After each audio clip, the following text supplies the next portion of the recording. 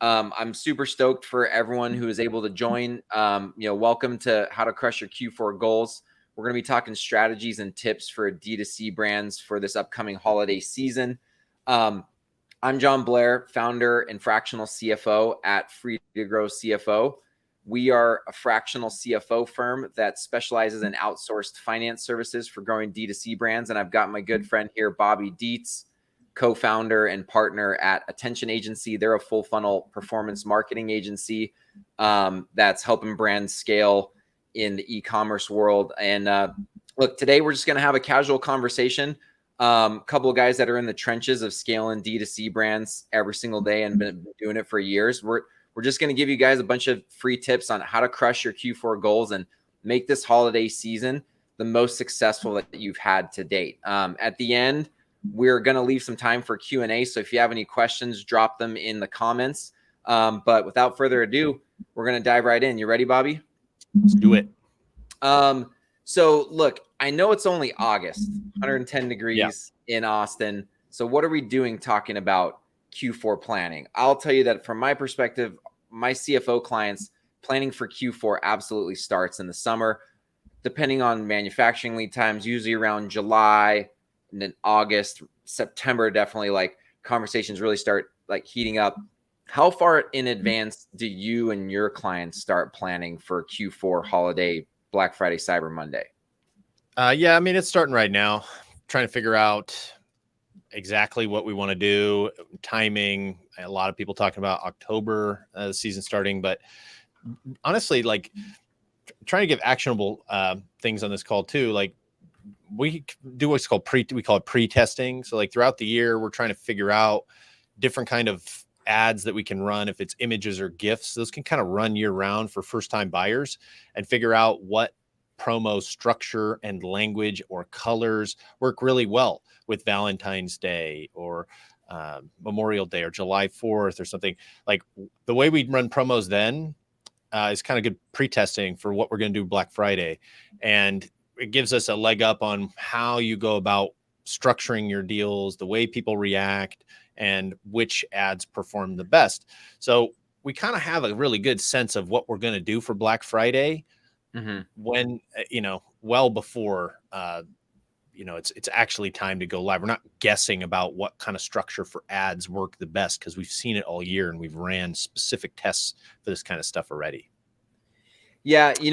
On my end, I would say in terms of like how soon it starts from the finance and kind of more ops side of things, usually the big trigger point that gets brands going like, oh, shoot, I need to start planning for Q4 is their manufacturing lead times, right? And when they have to commit to those big orders. What do you typically see on your end in terms of like when brands are starting to think about calculating that order that they have to place, which really leads into leaning on their marketing team to start talking about forecasting and how much they might sell? Like how do some of those conversations usually come about? Several factors there. What percentage of their revenue is coming from Q4? If 75% of your revenue is coming from Q4, you got a heck of a lot of budget you're about to throw at these campaigns. What did you do last year? What are the sales goals this year? What are you pacing at? Looking at throughout the earlier part of the year when you've tried to scale or had promos, what kind of performance was there and how long did the sale go and were there peaks and valleys early or late? But in general, like if there's somebody's trying to make an inventory order, which is rather common, we look at their goals and how much they're trying to spend. And then we can reverse engineer like how many sales we think we're going to get. Okay, AOV is going to go down because you do promo. You should have X or Y ROAS because the ROAS is going to increase. Here's what we think a good estimate is for you. Go buy something in excess of that just in case. Unless they're running some sort of limited release and it's some special kit. No, we can talk about that later though. For sure. So I think you touched on something that I want to talk about a little bit because it's absolutely the case in my world being a fractional CFO for e-com brands, is how important Q4 is, how important that holiday season is for my clients and it being a determining factor of whether or not the whole year was a success, right? Can you talk me through a little bit about how important the Q4 holiday season is for your clients? Yeah. Depending on the brand, it can be everything. Some people, it's like we've had Christmas ornament companies that it's like literally like their whole business. And so it kind of varies a little bit, but it is what you make of it as well. If you decide to start working on some special bundle offer in June that's very thematic to fall or Christmas, that's where a lot of effort, prep, organization, and planning that goes into the changes to the website, the social and video and imagery content that you end up producing, and tests that you run for how you're going to phrase it. That kind of thing can be a big job and very successful. I've seen it happen very, very successfully too. So it kind of is what you make it, unless you can't really participate because you've got retailers and you can't discount the same way. And then you've got to go with some sort of gift with purchase type of thing. And we can talk about that a little more later too. Was that Cool. a good answer? Yeah, absolutely, man. Yeah. Okay. Yeah. I mean, you know what I see on my end? Well, here's what's interesting from kind of like a finance perspective, because in the finance world, when it comes to gearing up for Q4 and talk about like how important Q4 is as a season for the brands we work with, a lot of it is like forecasting, right? Like, how do we think about forecasting how big Q4 is going to be? And the important thing that I want to point out is that like, this is a tip that I think a lot of brands will find helpful, is that you do need to be careful about what percentage of your total annual revenue Q4 is going to be this year if you're growing. Because when you're at a smaller, what I often see is when you're smaller and you're in the early stages of scaling, it's very common that Q4 could be 75% of your annual revenue, right? Right. But as you continue to scale and you start getting better at acquiring customers all throughout the year, Q4 is still huge, but it's no longer as massive as it was at the beginning as a percentage of annualized revenue. I've often seen it go from like 75% one year, and then maybe the next year it's 50, and then maybe the next year after that it's 45, and then maybe it settles in at about 40.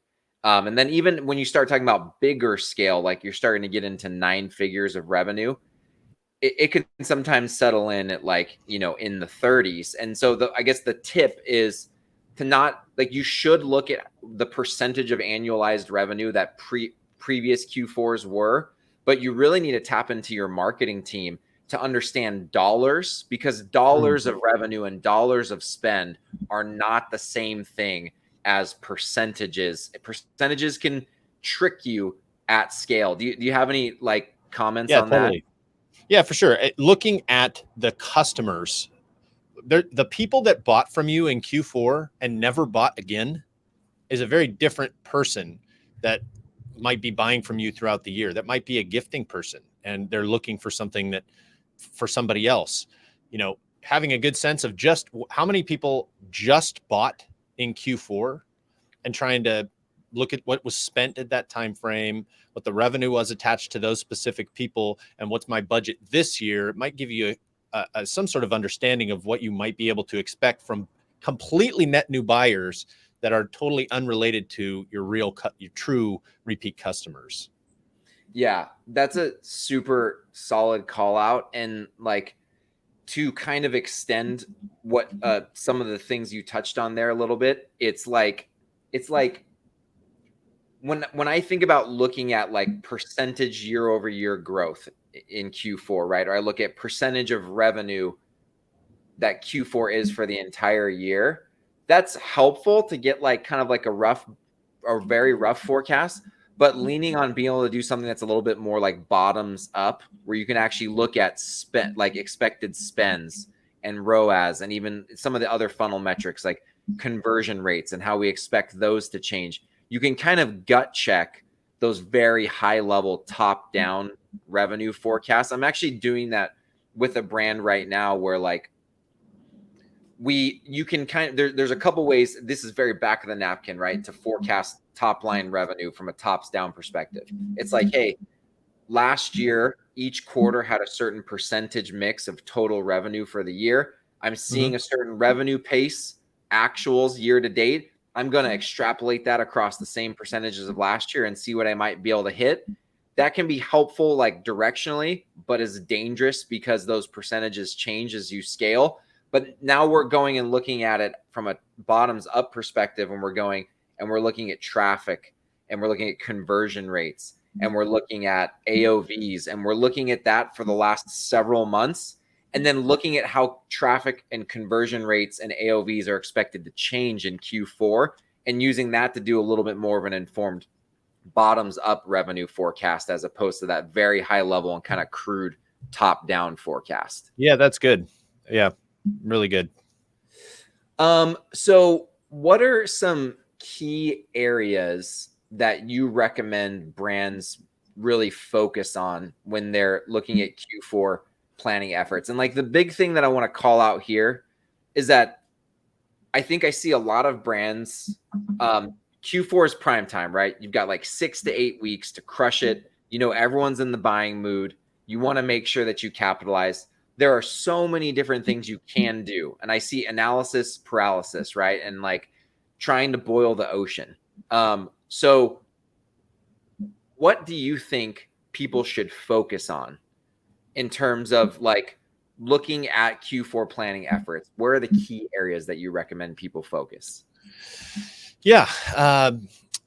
So one thing that at least a lot of people I talk to don't appreciate how important keeping evergreen content live is. Like most of the BFCM ads are just gonna be like heavy promo. Yeah. Here's our discount. But we got to remember, most of the ads that are going live at that time are brand new ads. So they have no momentum and no history. And a lot of time when you get a banger that's going off, you usually just let it run throughout the whole time because it's got momentum and you don't want to touch it, So it's really important to keep some evergreen ads pumping so you have momentum. And those ads do a really good job of driving revenue because people realize those are selling, products that they like, not necessarily just that it's 70% off or something like that. So that's one thing for sure. Ads that introduce people to all the products that are available are really important. It doesn't just have to be about one product. We've seen people extend shipping times out through January or later, or extend return times too, like just making it more convenient for people. If they take some of their risk away of buying, if they buy the wrong product, do I have, you got a little extra time, relax, we've talked to clients that have had extra people come on their customer service team just to field phone calls, inquiries about, hey, for the sizing on this, I'm buying it for the 7-year-old, granddaughter. I just want to make sure I get the right size. You're getting close to the shipping date. So a little bit of extra customer service there has been rather effective as well, just improving the experience, making sure they get the right product. I don't know. Those are some of the things that I was thinking. One thing I've been hearing a lot about with the brands that I'm working with, and in fact, I'm a big like content consumer, and so I was listening the other day to the Limited Supply podcast, which is all about scaling DTC, and they actually had a podcast episode about Q4 planning, and these guys were talking about like they're just really big on bundling for Q4, and like I actually have several clients who are working on their strategy, and they are all separately, unbeknownst to one another, working on their bundling strategy, and it's like a core part of the holiday kind of like plan. What kind of tips do you have in terms of like thinking through bundling? I don't like any kind of buy more, get more type of promo. That is not the recommendation. Like we've seen those kind of things and it's just way too complicated. I think bundling in general is fine. If I was going to answer that simply, I'd say just try to keep it as simple as possible. The simplicity, there's so many sales and promos going on. Every ad that comes up is heavy discount. Yeah. You've got to keep yours really simple. And if you overcomplicate this bundle, or if I buy this, I get the next level, it's like all that stuff can be really challenging. I'm sure there's somebody out there who's got a case study. It's like, oh no, we smashed with that. But like, it's been our experience that that's way too complicated. We needed people to click and get through and buy. And got it. So to kind of clarify, I think I hear what you're saying is that like, it's not necessarily don't try to push a bundle, but it's like this bundle that includes these things, right? Like Yeah. and you're not like, hey, if you buy this much, your discount's 5%, but then if you go buy this much, it's 10%. And if you buy this, it's 15%. Right. People have to think too much about that, Right. and can't really see a direct line between like their purchase and the discount value that they're getting. Yeah, absolutely. And we have, again, going back to something I said earlier, like making it thematic, we've seen that kind of stuff work really, really well. And, if I buy some sort of product and it comes with a hat and a shirt and some sort of water bottle, like those are stocking stuffers maybe, or it's another chance to get this to be a really good present. If it's a gift, there's just a little bit more going into it. It's not necessarily going to be a bad thing. Because again, a lot of the people that are buying at this time might not really, they're looking for like, the right kind of sweatshirt for their emo granddaughter or something like that, like, so having a bundle, it's like, hey, this is all the right stuff, might be a really good option as well. So there's nothing wrong with that, as long as it's like really simple. When it's like I've seen one Totally option in a bundle, smoke it.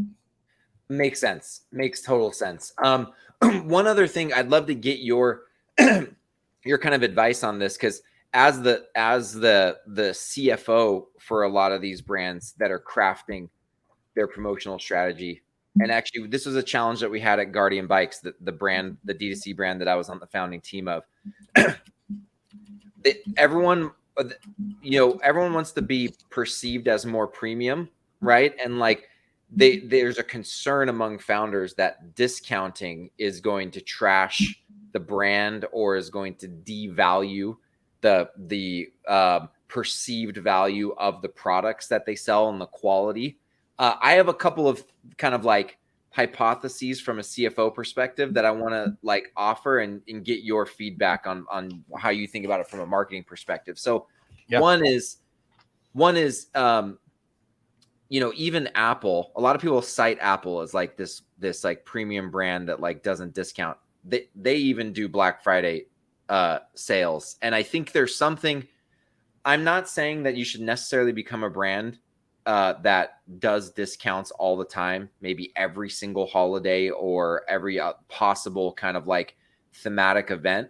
But I think there's something about Black Friday, Cyber Monday that like that's American culture, is to get in and shop, and that you've got to do something to basically stand out in the crowd, or at least be going in the same direction as the rest of the pack, because everyone's spending ad dollars on providing some sort of a Black Friday, Cyber Monday deal. And in my mind, the concept of bundling, and not like create your own bundle or necessarily like tiered, but like, hey, like for example, at Guardian Bikes, all year long we usually sell just a bike, but for Black Friday we're selling a bike with knee pads, elbow pads, and a helmet, right? And you get X% off of that particular bundle. I believe that because it's Black Friday, Cyber Monday, and that you're bundling things, it doesn't nearly impact the perceived value of like your flagship product, like the bike in our case, because you're giving them a discount for a bundle, right? And it's Black Friday, Cyber Monday, and everyone's doing it. I'd love to hear your thoughts on that, because it's a big question founders ask me all the time. Yeah, I mean, as a performance agency, naturally we're inclined to see you promote through discounts on Black Friday. It's like we want to see you participate. But sometimes you can't do that, because retail restrictions, and they just simply can't offer it. That's a challenge, or they have some sort of perceived value they don't want to interrupt. Like maybe it depends on the product too. If it's sunglasses, like how many expensive sunglasses am I buying? But doing something like a 10% discount or something just to participate, even if you never do it, is definitely not a bad idea. If you're not really going to discount that much, which I advocate for discounting, especially at Black Friday, I think it's going to be okay because it's short term, and you don't have to do it for 6 weeks at 40% off, like a lot of brands are doing here, right? You can just participate in Black Friday, and throughout the month, watch your ROAS, watch the CPMs, and if the performance goes down, you can take the budget down and just manage your way through it. You don't have to fight against the storm with a 10% off promo or something like that. But if you are going to do that, really any promo, especially for your past purchasers, you want to make sure that they know when they're going to be able to get the best deal.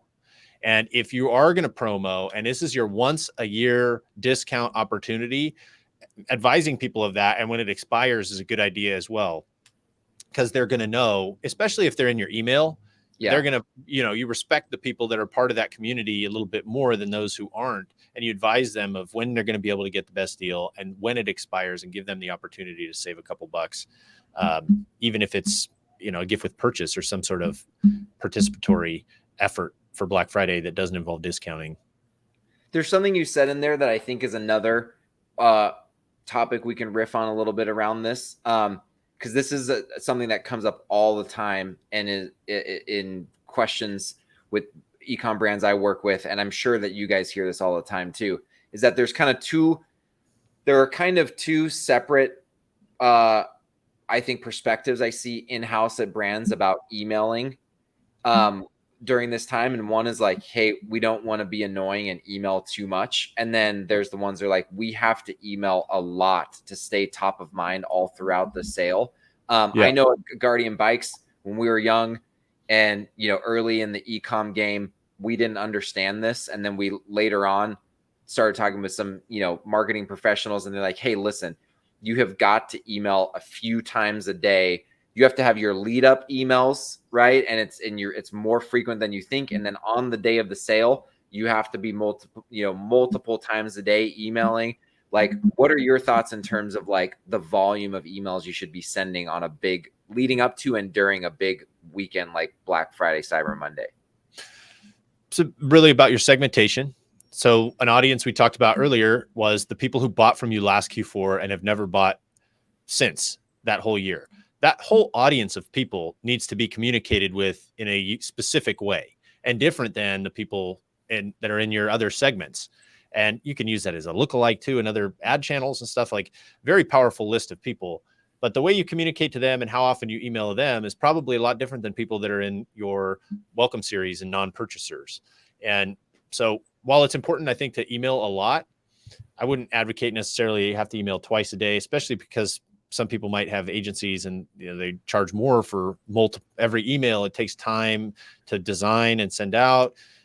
So I don't know if I'd advocate necessarily for 2 emails a day, but certainly as you're throughout the whole month, certainly not.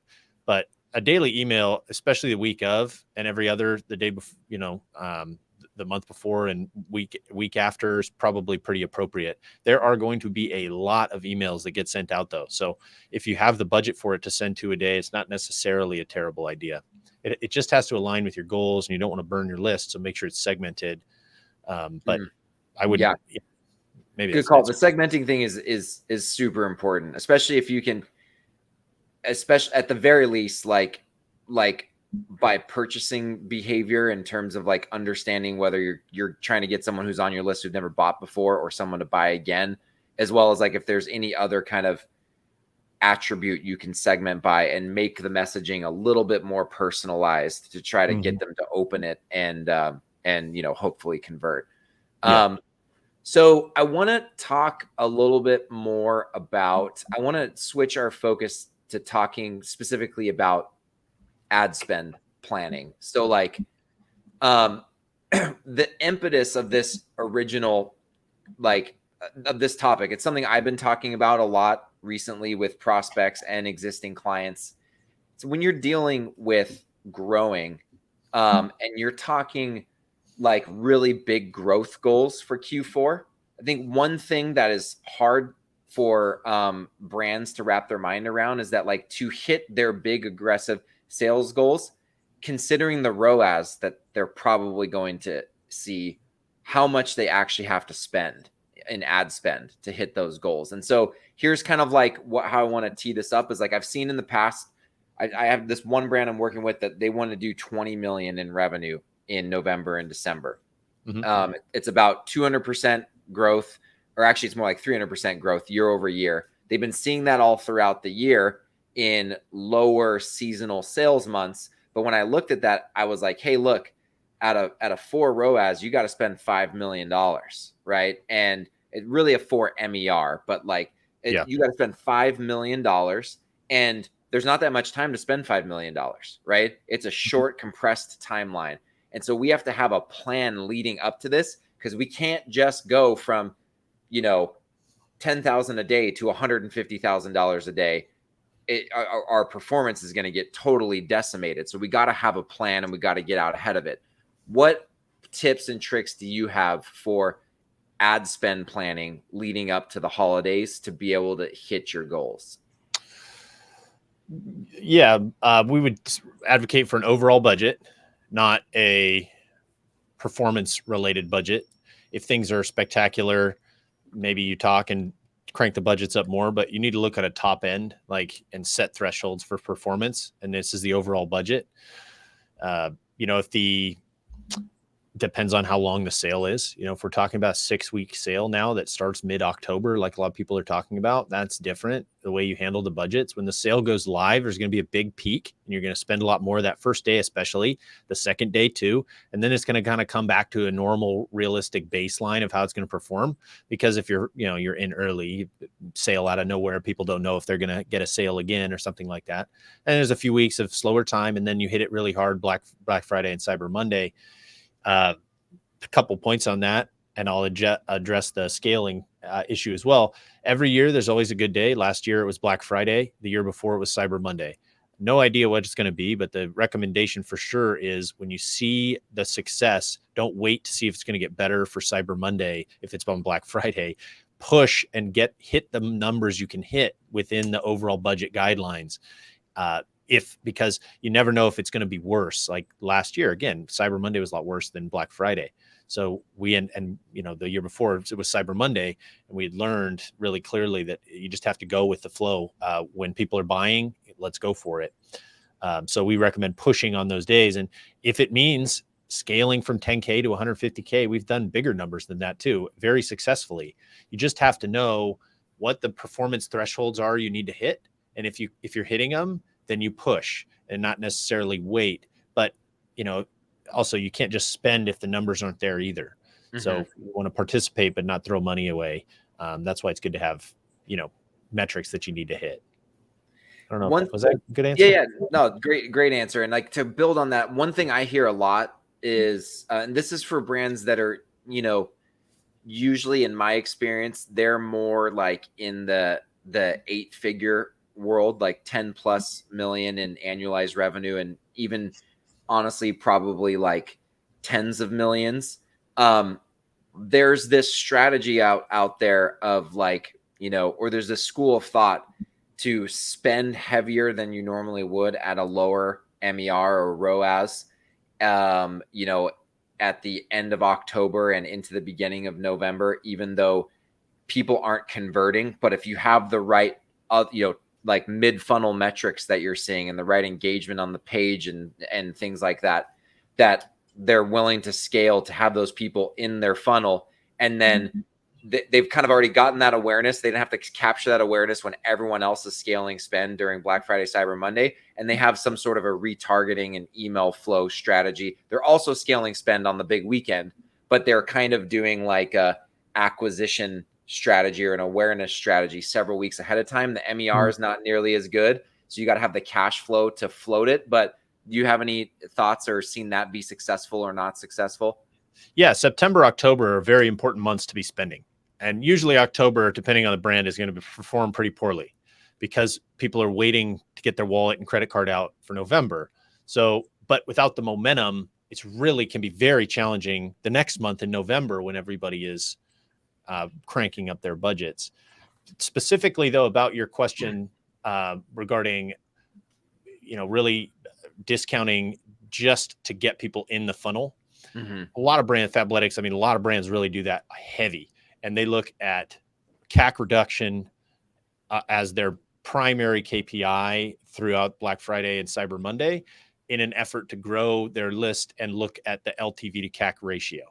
So but that just won't work for some brands. If you sell a baby stroller, I'm buying one of those every 2 years, and the next one I'm buying is a 2-seater, not a 1-seater. And it's going to be 3 years later when I have my next kid, So that strategy just won't work. But for a brand where people are coming back 3 to 4 times a year, absolutely. I would get people in, heavy reduction on CAC, but only if I've got really good email communication.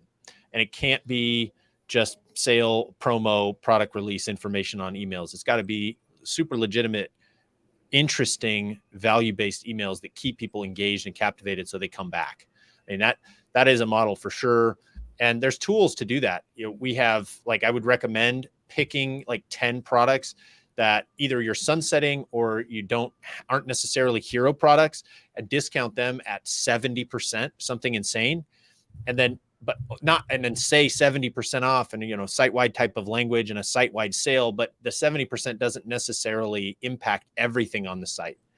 So it gives you an opportunity to have kind of like a loss leader, but then bring people to the site to buy things that are only 25 or 30% off, increase the basket size and things like that. So there's ways to get people in, enticing them with a big promo, but not necessarily forcing them to or not necessarily giving them only the option to buy at a heavy discount too. Yeah. I love that. Those are like a bunch of super solid tips. I want to, if I could ask, one of the big problems going into this though is cash flow planning, forecasting. It'd be nice to hear a little bit from your perspective as a CFO, like, how are you planning the cash flow conversation, the inventory conversations? I would imagine you're literally doing it like right now, because some people might be on a 20 weeks. If you could talk about some of the planning for cash flow and inventory and how you go about guiding that would be really great.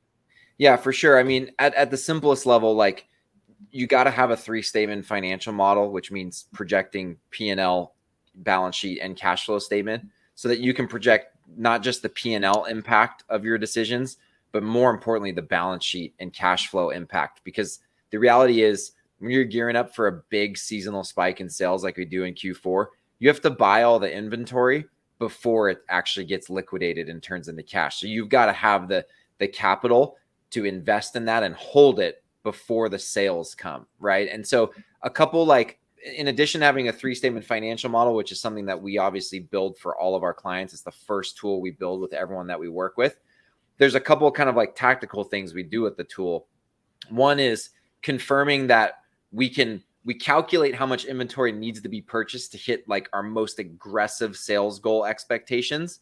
And then we assume we're going to buy all of that, and we're going to hit a worst case sales scenario.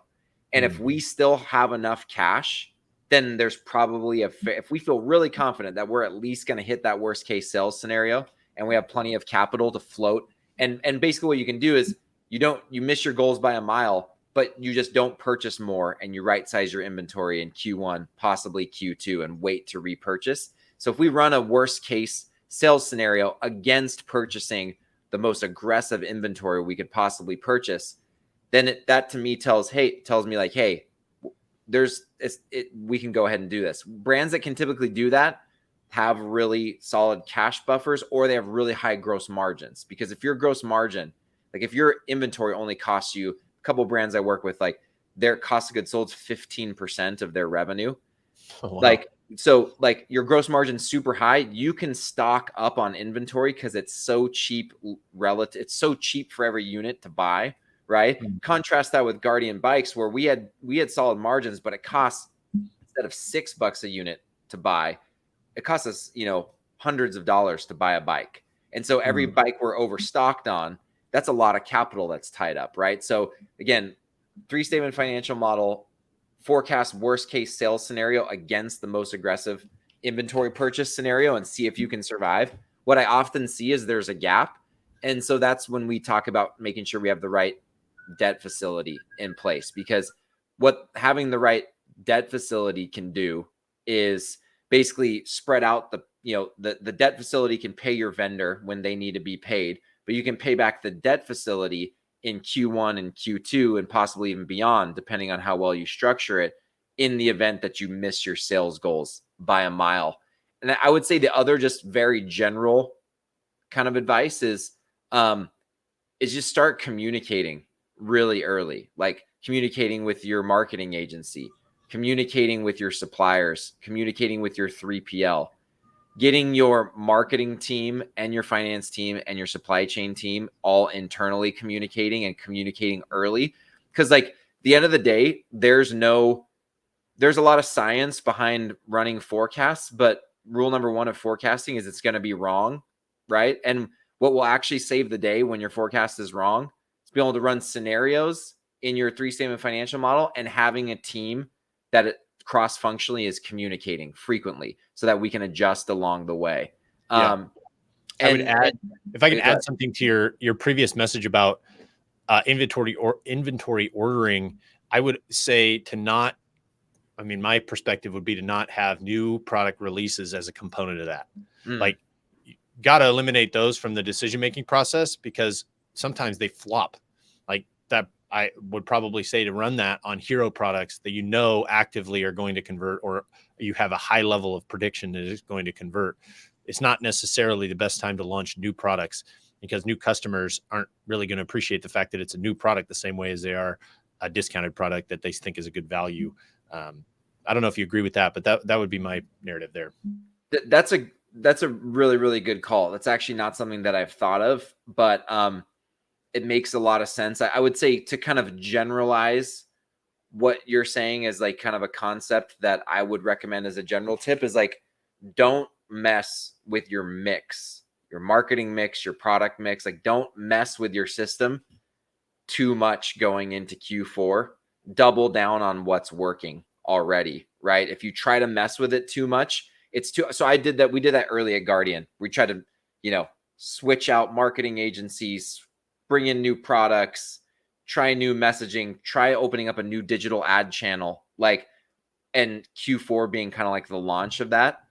And there were several flops because we just didn't have the time to prove it out. And then so we went and scaled something that wasn't proven, and it was too little too late when we realized, like, dude, we got to cut this off because we just wasted a lot of money. And so that's why, I mean, some of you brand founders out there may already know this, but things like doing a code freeze on your site, like always at the end of October, like last day of October. And sometimes we'd even do it into like mid-October, even beginning of October. Code freeze. You don't mess with your site. You lock it down. Don't be expanding into new ad channels, new products. Like, I'm sure there are some exceptions out there, so keep that in mind. But as a general rule, you want to scale what's already working in Q4. You don't want to figure out that something doesn't work at scale because that can cost a lot of money. Yep. I would say I could give some recommendations too on promos and stuff too, like to that end. Our site-wide sale for sure. I think I mentioned that site-wide sale for everything. And then as you approach Black Friday, Cyber Monday that week, you really want to remove the email capture through the pop-up and just change that to a click to copy for the promo code. And then you need to make sure you change the banner on the homepage. Sale ads go to the homepage very typically. I mean, unless there's a specific product you're trying to sell, you definitely want to make sure that the banner on the homepage above the fold has promo language on it, because that's where sale ads are typically going. You're getting, rather than using the product to get people to the site, you're using the promo to get people to the site, and then they go explore what they find that's interesting. So I would say definitely have the code auto apply site-wide, a banner on site-wide. Those are, at least a couple of changes I would definitely make. Remove that email capture like week of. So, because you just want to eliminate all the barriers to purchase. Yeah. It's great to capture the email addresses, but we need to get people's credit card out of their wallet as fast as possible at that point. Yeah, that is, that's interesting. I think another thing that I wanted to kind of ask you about is like, how do you think about, you've actually touched on this a little bit in some of your other answers, but like, what are some of the do's and don'ts with omni-channel promotional strategies? Like let's even just take retailers, like if you got some B2B wholesale, let's take that out of the equation. Let's just talk about, you've got an Amazon, a lot of brands we work with got their D2C site and they've got an Amazon Seller Central site, right? Like, what are some do's and don'ts to think about when you're doing a promotion Black Friday, Cyber Monday, and thinking about it from an omni-channel perspective? So evaluating the performance across everything. So your true marketing efficiency ratio, right? Like Amazon revenue, site revenue, total lift, that kind of thing. Yeah, exactly. I mean, how just, I think some of the things that come to mind are what you're talking about. Like, how do you assess performance? The other thing is like, how do we think about what promotion is showing in each channel? Like, what are some just the tips and tricks? Yeah, I would say too that what promos are showing in each channel. I mean, trying to look at actual retargeting ads and not just trusting that things are set up well is really important. I think the type of videos that you make where we're displaying many of the products that people could buy as well as the discounts is really important across all channels. We've had people remove Amazon buttons from the site and we've had people keep them on. Both have been effective, surprisingly, but price parity is really important. If the price post shipping on site is $10 more than the price on Amazon with Prime shipping, it's pretty unlikely that people are going to buy at least twice on site. So trying to have some price parity across those two is really important. And then in general, trying to figure out with tools like Triple Whale and North Beam, try to evaluate where buyers are coming from and what channels, and then chase those that are the stallions. And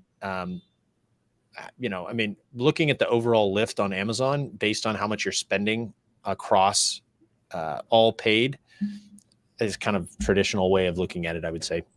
Totally. I have a brand that's spending a ton on Meta. And, if you allocate all the Meta spend to just their website, their Shopify store, it looks like their MER is like sub 2. But then you go over to Amazon and Amazon's getting an MER of 6 or 7. And there's undoubtedly channel. So like we look at both because you want to understand directional implications of what we do in each advertising channel. But we also look at blended. And if there's an overall lift in the blended MER, then it's like, okay, well, overall, this is hitting the bottom line and ultimately hitting our contribution margin. It's improving contribution margin, even though it looks like our D2C site is performing horrendously, but Amazon's making up the difference. Yeah, absolutely. You have to create awareness somewhere. And if that's on YouTube Shorts, if it's on TikTok or Facebook, all those channels are going to drive conversions too. But when you're in the bottom of the funnel making a decision, all the work that's been done to create fascination and awareness and interest in the specific product and making it memorable, you reap the rewards of that at the bottom of the funnel because you stand out in the list of product silhouettes that are very lifeless. So it's the combination you have to look at. And paid media is a water faucet. Turn the water off and the sales stop coming. So for sure, there's a direct impact. And Amazon's bottom up, right? There's a lot of brand involved there, and paid social and search, that's kind of top down. So you're creating the awareness and then fostering it, pushing people down the funnel. So what about you? What are the holiday planning implications or thoughts from the finance perspective?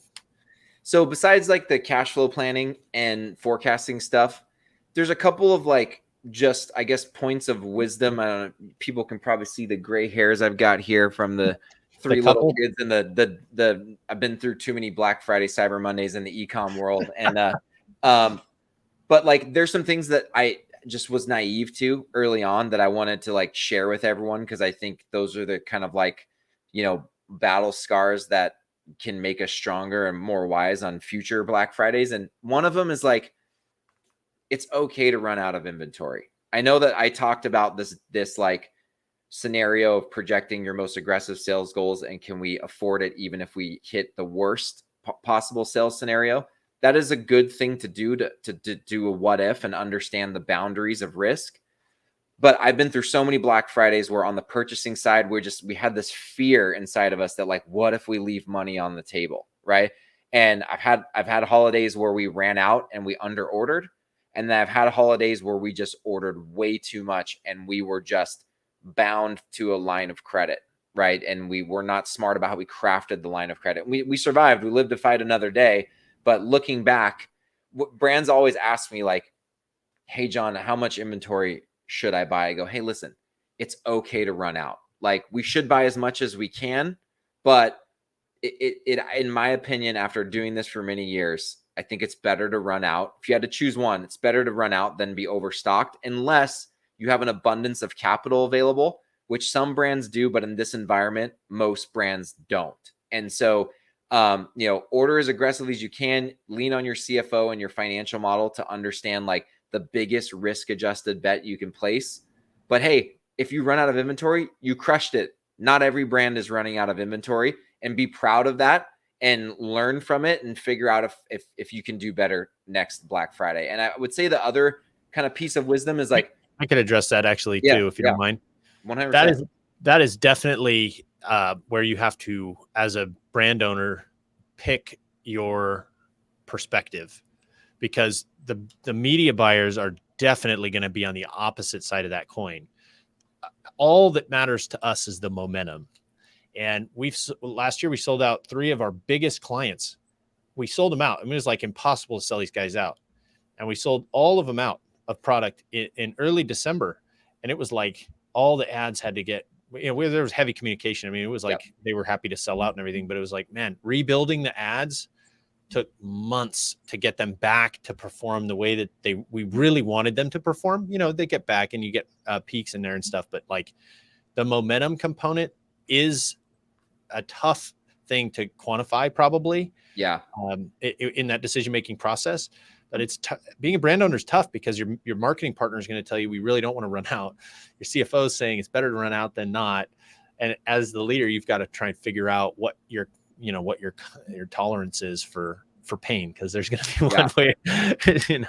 Well, I love that. When a couple tips that I've learned like have come out of dealing with that balancing act. One is like, even if you have long lead times, can you place the most aggressive order that you feel comfortable with and have your factory on alert for a couple smaller orders?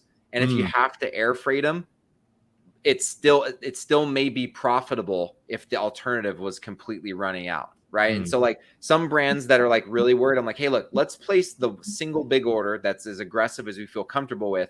And then let's stage some smaller orders that we can expedite if we need to, but we don't expedite them if we're not crushing it. Right. Or if we're not going to end up needing them before the holiday. So that's a way to like kind of split the difference. Yeah. I would add on to that too, to not pre-sell.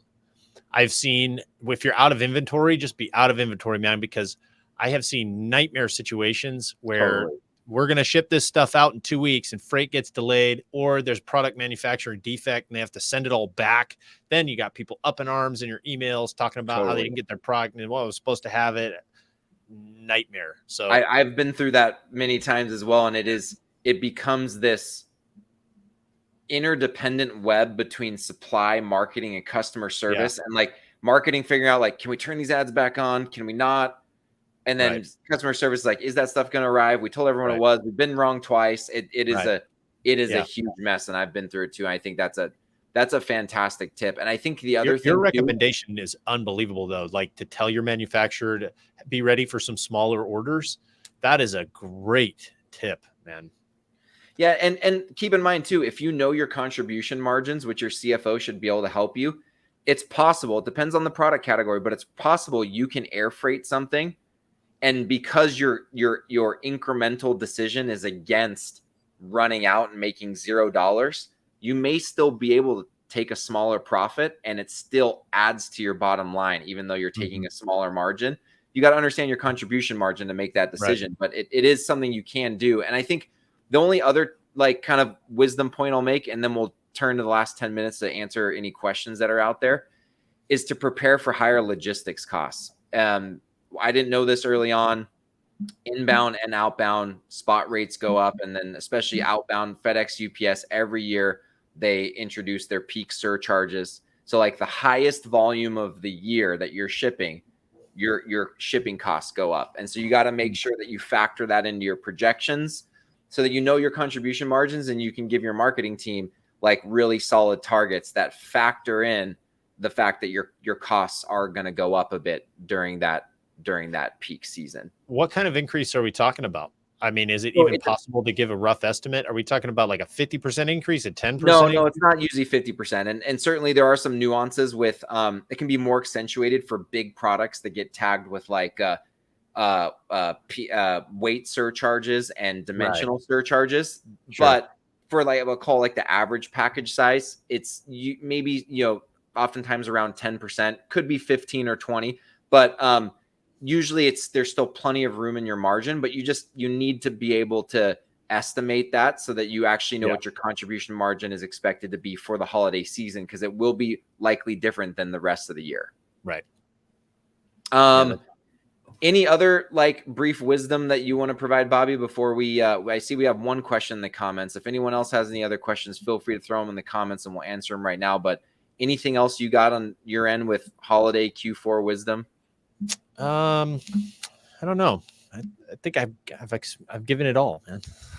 Yeah, no, we've had some really, really solid stuff that we've talked about here. And, I wish I had something like this going into the Q4s that I've done in the past. And so let's see here. We've got a question here. What is your read on inventory levels, specifically oversupply across the CPG industry, and how that might impact Q4 pricing? I've noticed some pretty aggressive end of summer sales over the last few weeks. I guess I can start on my end, and being that like I probably have a direct read on this, but I'm sure in the marketing world, there's at least like an indirect sense of this. So I would say that across the brands that I currently work with, I would say that a lot of them are, I'd say the majority of them are in either middle of the road or slightly overstocked inventory positions right now. In terms of like how this might, no one is like egregiously overstocked, and no one's overstocked that I'm seeing with a good that is like going to become obsolete or go out of style or is perishable or anything like that. So, there may be some impact to Q4 pricing for a couple of them, a small handful of them that just want to capitalize on the demand, and they're discontinuing some SKUs and they just want to turn it into cash and replenish with their kind of hero SKUs. But most that I'm working with right now, even if they are in somewhat overstocked positions, they are generally trying to just go at Q4 with their typical discount. They're not doing anything in excess of their typical discount because they have an excess inventory position. Do you have any read on how your clients are doing, Bobby, in terms of like inventory positions and if they're trying to move overstock at all? Oh, you're on mute right now. Should have brought I have a coffee mug that says, dude, you're muted. I should have brought it. We have clients that are seasonal and, like apparel. They're always trying to get rid of their stuff, summer sale, because fall's coming. We're talking about sweatshirts. We're not talking about tank tops. Same thing with like candles or something like that. Like people start buying the fall scents rather than the summer scents. And so I haven't seen anything that's atypical of our normal seasonal changes for new products coming in, because people are, typically ordering new products. But for non-seasonal products, I haven't seen anything too crazy for end of summer sales. Most everything I've seen is just very traditional planning for Q4. For sure. And we may have a biased sample at Free to Grow CFO because we specifically work with growing brands. And so growing brands may not be dealing with the same thing that ones that are, maybe a little stagnant or are. So, but yeah, that's what we're seeing. Anyone else have any questions that they want to throw in the comments? I'll give another minute or so. I will address the first part of that question too. I mean, to me, it really feels like this is going to be an enormous Q4. It's been a rather tumultuous year for a lot of different brands. And, with a lot of liquidity seeming to dry up, I think a lot of people are planning to push really, really hard this Q4. So I would anticipate it being extremely competitive, and brands looking to make up a lot of sales at the end of the year here. It could be the biggest Q4 we've seen in years and years. Interesting. Yeah. I mean, looking at the macro picture, I'm doing a lot of reading about it. And obviously we've got kind of some data across the clients that we work with. It's very, I could easily see that happening. I mean, you can go anywhere and find, content about the fact that there's a huge economic storm coming. And you can also find content that is saying the exact opposite. It is quite confusing. there are a lot of like leading economic indicators that are generally signaling, you know, a slowdown in the economy generally, but in terms of exactly how it'll impact Q4 is not super clear. The consumer could still potentially be really strong in Q4 of this year, despite some of those leading indicator changes. I suspect a lot of that fear and tightening in discretionary spending is going to impact the sales in a big way. People are going to be looking for promos. This is their time. They're going to buy, you know, people buy for them historically, buy for themselves at Black Friday, Cyber Monday. I think we could see big numbers where people will start also buying for other people as well. Gifting is always a part of it, but you know, you see a little more of that in early December too. This could be an enormous time where people open up their pockets and decide this is my chance to buy. I think it's really going to be a pretty incredible Q4. That's huge. Those are actually really, really great points. I love that. So really quick, anyone else, any questions to drop in the comments? If not, we will go ahead and get closed up here. So first off, thanks everyone for joining. Really fast, Bobby. If you want to tell us just briefly about Attention Agency and where people can find you. We're a paid media agency, email, creative. If you're a direct-to-consumer brand, you can reach out to us to try and improve your efficiencies on ROAS or scale. We work with mid-market brands that are somewhere between 5 million and 100 million in sales. That's our real sweet spot. So if you're in that market and looking to sell online, not Amazon, anything like that, we're really just D2C on site. So feel free to reach out and we'll be happy to help you out. Awesome. And over here at Free to Grow CFO, we're a CFO specifically for growing e-commerce brands. We're here to help you scale your business alongside healthy profit, cash flow, and confidence. And you can find us at our website, freetogrowcfo.com.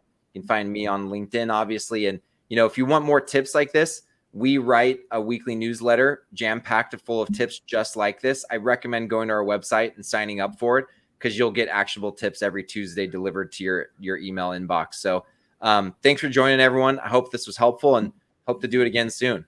Yeah, it'd be great. See you guys.